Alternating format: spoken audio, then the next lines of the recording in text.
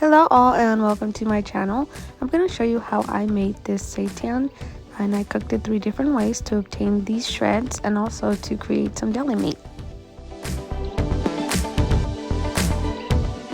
I did incorporate this Turkeyless ground from Trader Joe's.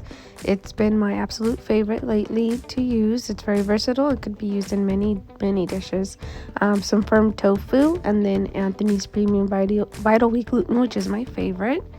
I did use some garlic powder, onion powder, my favorite chicken flavored consomme, some poultry seasoning, nutritional yeast, and that's for the dry ingredients. And then for the wet ingredients, I used liquid aminos, some sesame seed oil, and water.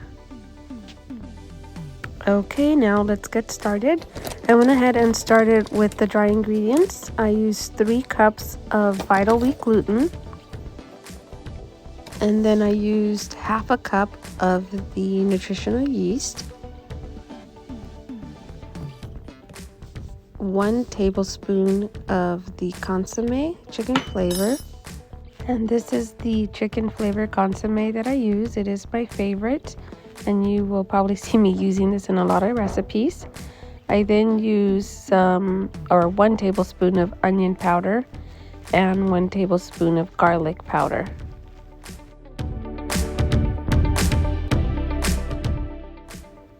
I then added half a tablespoon of poultry seasoning, and that's it for my dry ingredients, and then I set them aside.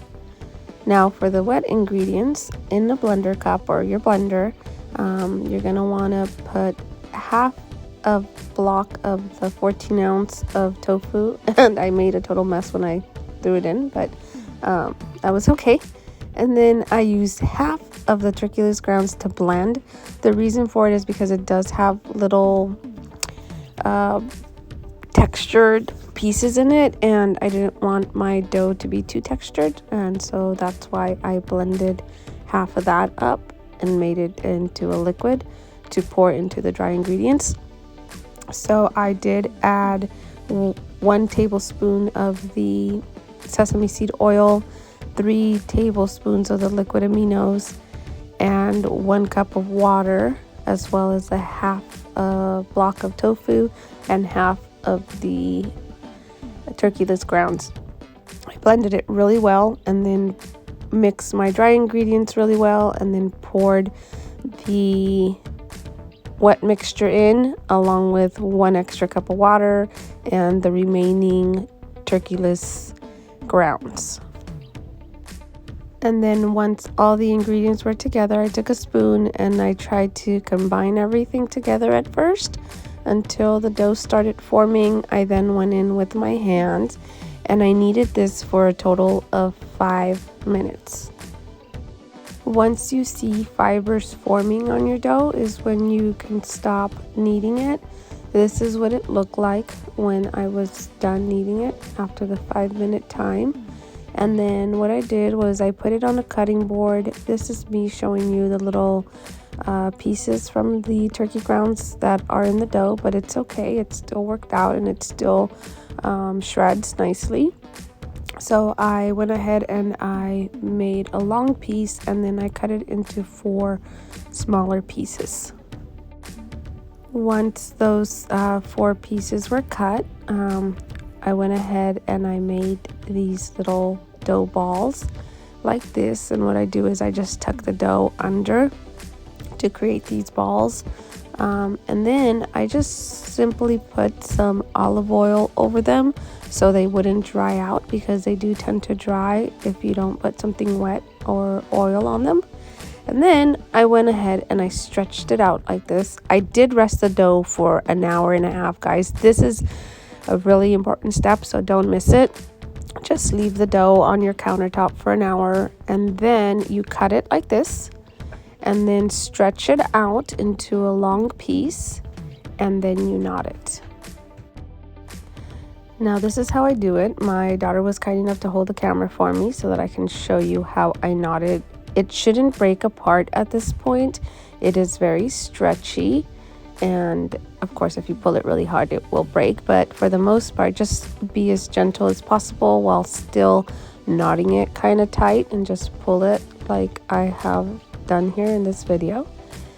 And when you get to the last bit of it, just tuck it into itself. This part isn't very difficult if you know how to knot. Now I did save a piece because I wanted to make the deli meat style, which I ended up wrapping in wax paper, or parchment paper, I'm sorry, and then foil. I then made a quick broth with consomme and just onions and water, and I put the larger pieces at the bottom of my slow cooker pot. And then in my steaming basket, I did the deli meat and the other piece of seitan that had been knotted. And then I put this on my slow cooker setting. If you see here, this is the brand that I use.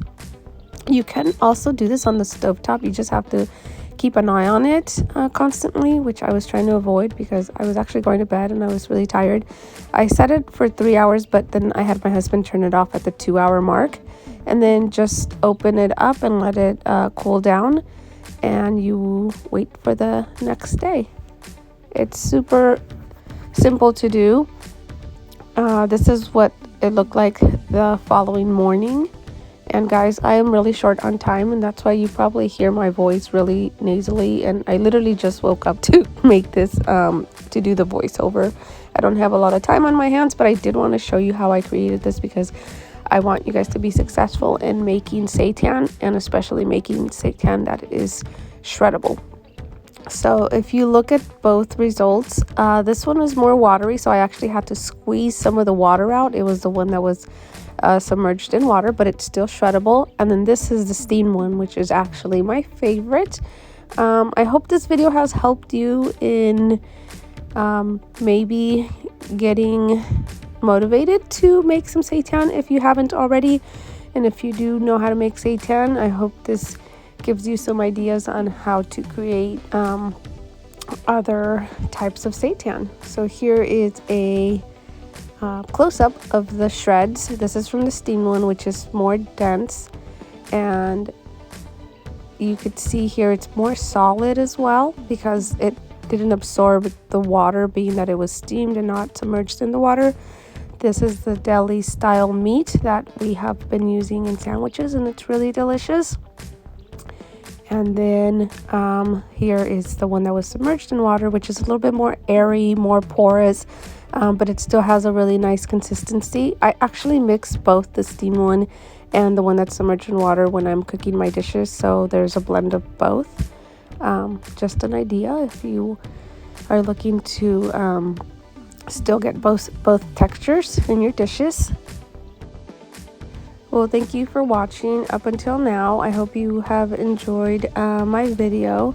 I have been very busy, like I said, but I am really trying to reply to comments, so I will be leaving the comments on for this video. So ask questions if you have them.